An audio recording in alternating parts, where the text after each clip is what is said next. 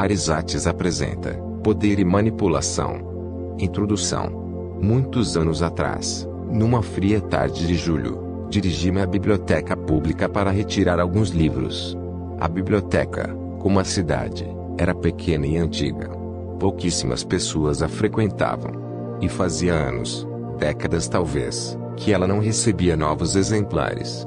Seu acervo era basicamente composto de clássicos. Mesmo assim, havia um limite para a retirada, 3 exemplares por leitor. Com medo de ficar sem livros de ficção, meus preferidos decidi que dos 3, obrigatoriamente, seria de uma coleção chamada Os Pensadores, História das Grandes Ideias do Mundo Ocidental. E para não cair em tentação de ler apenas os romances, comprometi-me com a árdua tarefa de primeiro ler o dessa coleção. Assim, logo que cheguei em casa dei início à leitura daquele que retirara naquele dia. Maquiavel, O Príncipe e Escritos Políticos. Lembro que, mesmo sendo ainda um adolescente, a cada página, exclamava: "Meu Deus, como somos otários! Eles usam essas estratégias o tempo todo contra nós, sem sequer percebermos." Hoje, mais de 2 décadas depois, o sentimento continua o mesmo. Essas pessoas sabem o que funciona e o que não funciona. Seu trabalho é nos persuadir e nos manipular para tirar vantagens próprias. Sua sobrevivência depende disso. E eles não vão abrir mão dessas técnicas tão facilmente. Nossa única saída é nos precaver. E para isso precisamos compreender suas estratégias, seus truques e delinear o caminho que eles percorrem para chegar até nós. Ao resgatar as principais lições de O Príncipe, é o objetivo de poder e manipulação. Se olharmos para o passado, veremos que muitos dos maiores expoentes da história tiraram proveito de O Príncipe. Shakespeare incorporou elementos da obra em peças como Macbeth, Hamlet e A Tempestade. Napoleão Bonaparte o considerava sua bíblia pessoal e andava com um exemplar debaixo do braço, usando-o como guia de consulta. Mais recentemente, Tião dos Santos, quando ainda um catador de material reciclável no Jardim Gramacho, no Rio de Janeiro, diz ter encontrado uma cópia no lixo. Ela estava suja e manchada. Mesmo assim, Tião a levou para ler. Ele diz que, depois da leitura, nunca mais foi o mesmo. Meses depois, inspirado no livro, criou a Associação de Catadores de Material Reciclável de Jardim Gramacho. Nos anos seguintes, tornou-se uma celebridade. Em 2011, ganhou o prêmio de Personalidade do Ano do jornal O Globo. Estrelou uma campanha da Coca-Cola, e o documentário Lixo Extraordinário, do qual foi protagonista, chegou a concorrer ao Oscar, o maior prêmio do cinema mundial. Mesmo assim, o conteúdo verdadeiro desse livro continua sendo desconhecido para a grande maioria. Em parte, isso se explica pela polêmica em que ele sempre esteve envolvido. Muitos o condenam porque consideram seus princípios ruins, perversos e amorais. Alguns simplesmente o ignoram e o desprezam pela sua fama. Outros, a pequena minoria, o estuda e usa como cartilha para abrir seu caminho ao topo do poder. Aqui você encontrará 20 das suas lições mais importantes. São a essência da obra, quase sua totalidade, sem as partes de interesse absolutamente histórico, numa linguagem direta, clara e moderna. O que você vier a fazer com elas, será uma decisão cuja responsabilidade é totalmente sua. Nele, a verdadeira intenção de Maquiavel ao escrevê-la ainda é amplamente discutida, assim como, lógico, o teor de seu conteúdo. Muitos estudiosos afirmam que O Príncipe é o pensamento de uma época e, portanto, não pode ser interpretado fora do contexto histórico em que foi escrito. A meu ver, nada pode ser mais equivocado. Acredito, sem sombra de dúvida, que a verdade é exatamente o contrário. Para entender de fato a obra de Maquiavel é preciso tirá-la do contexto em que foi escrita. Uma instituição pública, empresa ou comunidade não existe sem as pessoas que a compõem. Por isso, se você quiser estudá-la, precisa analisar seus líderes, diretores, funcionários e até mesmo clientes e cidadãos. Ou seja, você deve estudar o caráter da natureza humana por trás da instituição, empresa ou comunidade que deseja conhecer. Em O Príncipe, acima de tudo, Maquiavel trata da natureza humana. Os comportamentos e as atitudes descritas por ele, e que ficaram conhecidas como maquiavélicas, na verdade não são dele. Maquiavel não as inventou. Ele as detectou com enorme clareza nas pessoas à sua volta simplesmente teve a coragem de descrevê-las com detalhes e precisão, sistematizando-as e transformando-as em engenharia operacional que muitos passaram a usar para pavimentar seu caminho ao poder. Longe das teorias políticas, filosóficas e religiosas de seu tempo, Maquiavel percebeu, nas atitudes dos líderes, nos governos, nas religiões e em outros relacionamentos humanos, que a realidade apontava modos de agir muito distintos das belas teorias da ética, da moral e dos bons costumes com que outros filósofos tratavam do tema. E seu grande trunfo foi mostrar como o mundo de fato em contraposição àqueles que mostravam como ele deveria ser. Hoje, 500 anos depois, as atitudes descritas por Maquiavel continuam presentes em todos os setores da humanidade. Você pode percebê-las nas ações dos líderes políticos, religiosos, empresariais e culturais.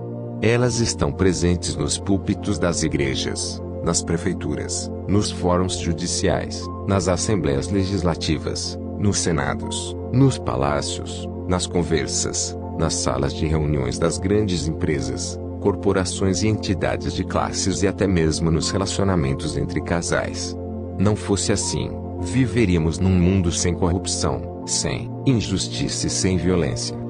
Os governos seriam para o povo e os políticos sempre cumpririam suas promessas. As empresas colocariam o interesse pelos clientes sempre à frente do interesse pessoal e do lucro, e o cidadão comum jamais agiria com falsidade, egoísmo, brutalidade e deslealdade.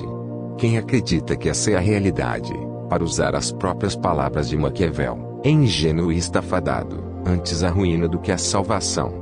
Porque alguém deveria investir seu tempo para ler uma obra tão discriminada e mal afamada? Que benefícios um cidadão de bem poderia tirar de um livro que ao longo dos séculos fez com que o nome do seu autor se tornasse sinônimo de manipulação, falsidade, frieza e até mesmo maldade? Este livro fará 3 coisas por você. A primeira, ele mudará a forma como você vê o mundo. Sua leitura o levará a entender como as coisas à sua volta de fato são. Não é uma questão de aplicar ou não os princípios abordados por Maquiavel, mas de entender como muitos indivíduos, sobretudo nos níveis mais elevados de poder, agem. Por não compreender o comportamento e as atitudes dessas pessoas, facilmente nos tornamos objeto de manobra delas. Ao conhecê-las e compreendê-las, podemos nos precaver e nos defender. A segunda diz respeito a como você irá se sentir daqui para frente. Muitas vezes, a ignorância parece uma bênção. Quando não vemos o problema, parece que não precisamos lidar com ele. Mas não é assim.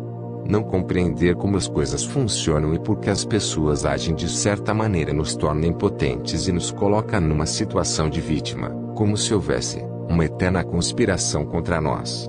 Ao compreendermos que o modo como as pessoas agem não tem nada a ver conosco, mas com a maneira como elas são, e que elas agem assim com todo mundo, nossa percepção muda drasticamente. Por último, você estará pronto e livre para definir sua maneira de agir. Nos 20 capítulos deste livro, existem inúmeras lições e princípios que poderão mudar sobremaneira seu modo de agir daqui em diante, tanto na sua vida pessoal como nos seus negócios. Na medida em que você compreender o contexto à sua volta, poderá começar a atuar de acordo com essa compreensão. Você não precisa ser uma pessoa cruel e má, mas deve saber o que fazer perante a crueldade e a maldade. E este livro lhe dará essa noção, não só como líder, mas também como pessoa. Enfim, este é um livro escrito para ajudá-lo a entender as estratégias que muitas pessoas usam para manipular seu caminho ao poder e para manter-se nele, muitas vezes à sua custa. Ao compreender os princípios desse defender e se precaver disso, mas também para agir com mais ousadia, atrevimento e astúcia diante da vida.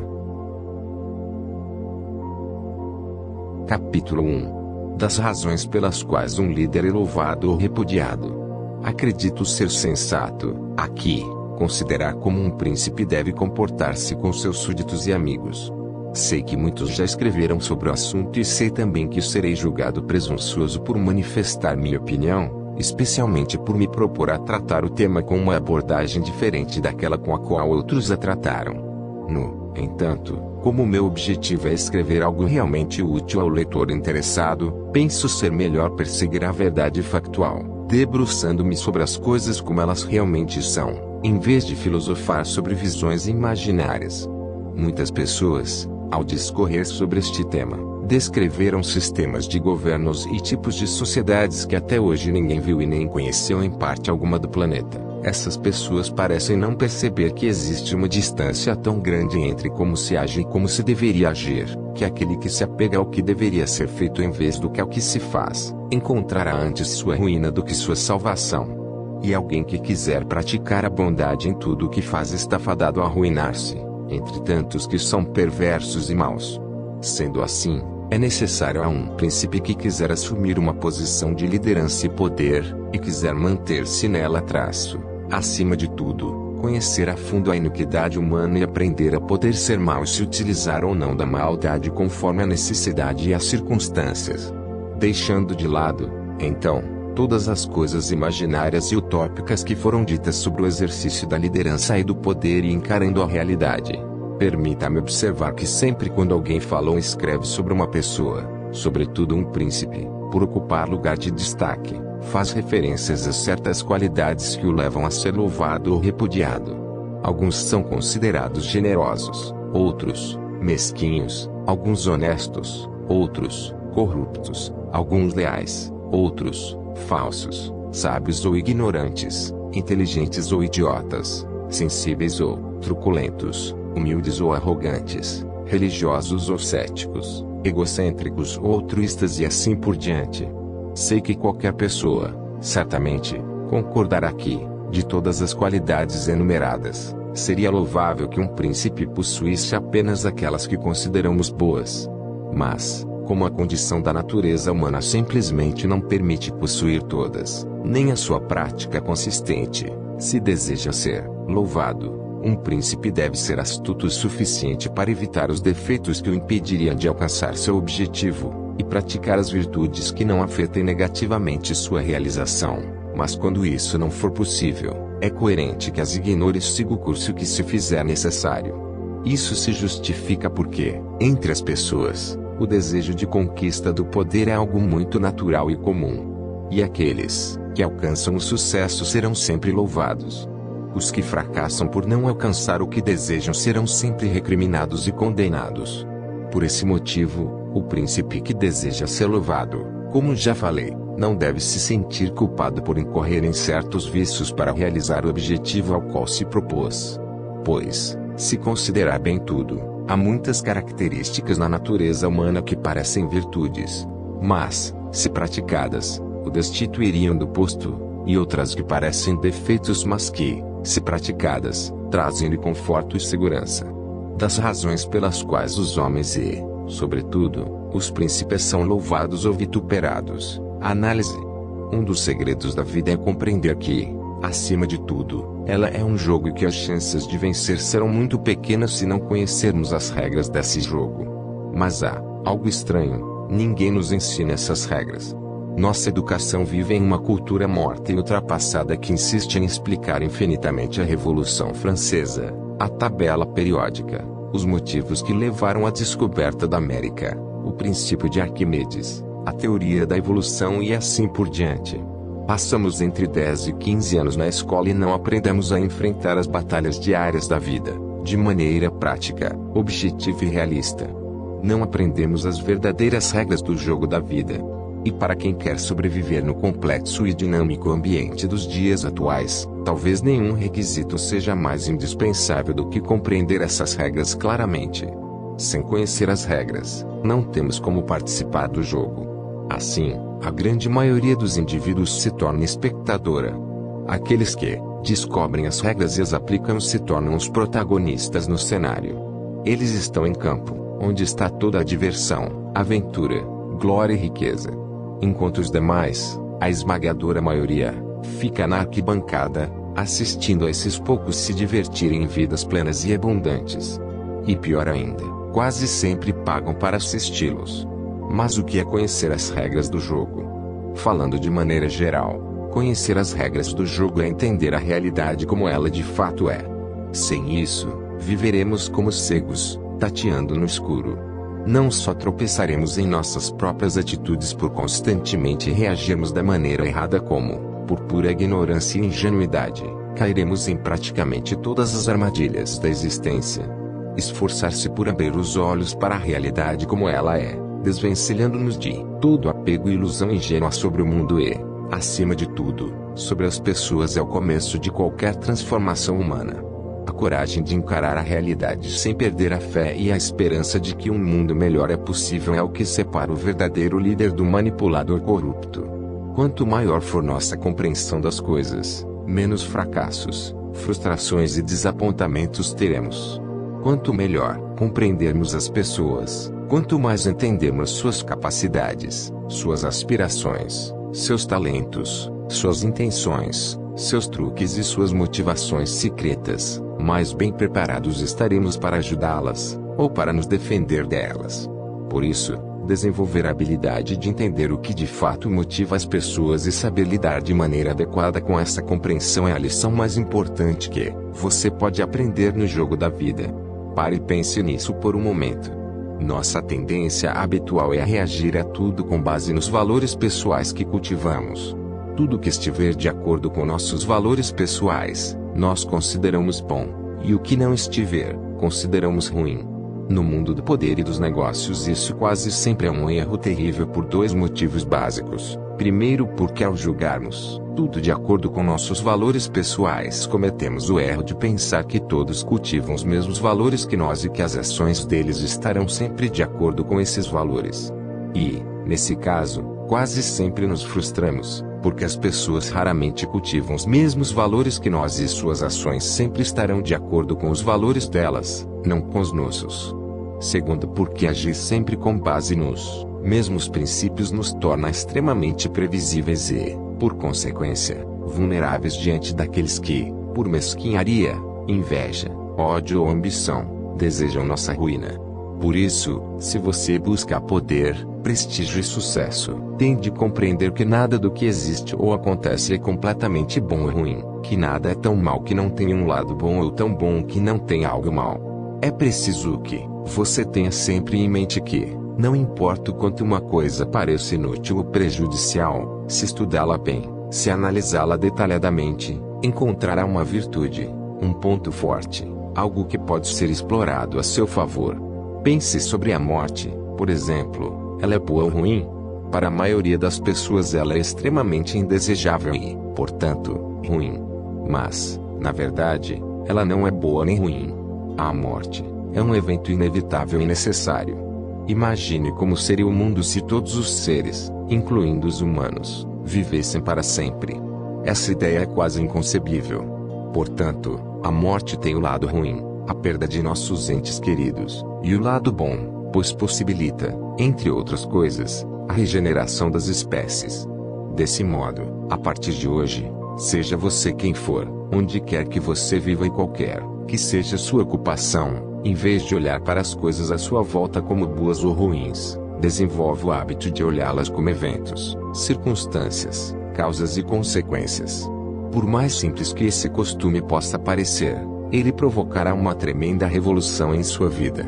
Ele fará com que você passe a fazer parte do pequeníssimo grupo de pessoas com a habilidade de ver as coisas como elas realmente são e, a partir disso, mudá-las para como você gostaria que elas fossem. Ver as coisas como de fato são e não como você gostaria que elas fossem lhe trará enorme sabedoria e poder de discernimento. Existem 3 vantagens claras e definidas em ver as coisas como elas são, e elas lhe darão essa sabedoria e poder de discernimento. A primeira é de que você deixará de interpretar qualquer atitude de alguém como uma afronta pessoal. As pessoas agem e reagem para defender seus valores e desejos próprios, e não, necessariamente, para atacar os teus. Ao compreender isso, você entenderá que conhecer a motivação das pessoas é uma das coisas mais importantes da vida.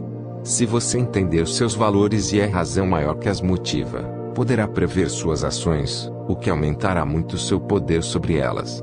Ao prever suas atitudes, poderá agir agora de acordo com a resposta que você deseja delas no futuro. A segunda vantagem é que você abrirá mão da rigidez que existe naqueles que enxergam o mundo apenas por 2 extremidades, o preto ou o branco. Aqueles que percebem a realidade assim perdem toda a beleza e magia que existe no azul, no amarelo, no vermelho, no verde e seus infinitos matizes. Pessoas que alcançam prestígio, poder e riqueza são flexíveis e maleáveis. Elas entendem que as regras que valem para uma circunstância deixam de existir quando ela desaparece. Elas sabem também que uma circunstância nunca se repete exatamente da mesma maneira. Por isso, elas nunca se apegam a fórmulas fixas, rígidas e desgastadas. Elas são altamente sensíveis às circunstâncias presentes e seguem seu caminho com as mesmas características da água, adaptando-se rapidamente ao contexto, mudando sua forma a todo instante, mas sem abrir mão de sua essência. Compreenda, pessoas rígidas e inflexíveis, num primeiro momento, podem nos passar a impressão de força e poder. Mas essa impressão não dura muito tempo. Logo elas são superadas e deixadas para trás. Por outro lado, uma pessoa flexível e maleável, embora muitas vezes seja criticada por isso, terá enormes chances não só de chegar ao poder, mas de se manter nele, porque ao se adaptar às circunstâncias ela se reinventa sem cessar. Se você deseja seguir em frente, é importante que não esteja preso. A terceira vantagem de se ver as coisas como elas são é a de que você se tornará uma pessoa mais autêntica. Valores e princípios costumam ser herdados do mundo exterior, família, religião cultura. Ao seguir esses valores, muitas vezes, abrimos mão daquilo que realmente pensamos e desejamos e, com isso, reprimimos nosso verdadeiro eu. Além disso, quem depende demais das ideias e convicções dos outros não terá ideias e convicções próprias e, por isso, dificilmente terá a iniciativa necessária para exercer uma liderança forte e duradoura indispensável para a conquista do poder. Lembre-se, o poder e a liderança que levam ao sucesso e à riqueza sempre são consequência da habilidade de preencher um vazio, de suprir uma demanda que existe nas pessoas ou no universo. Se você não tiver habilidade, regras do jogo, se medir tudo por seus valores pessoais, se ignorar o que motiva os outros e pensar apenas nas suas ambições pessoais, nem sequer conseguirá perceber esse vazio, quem dirá preenchê-lo.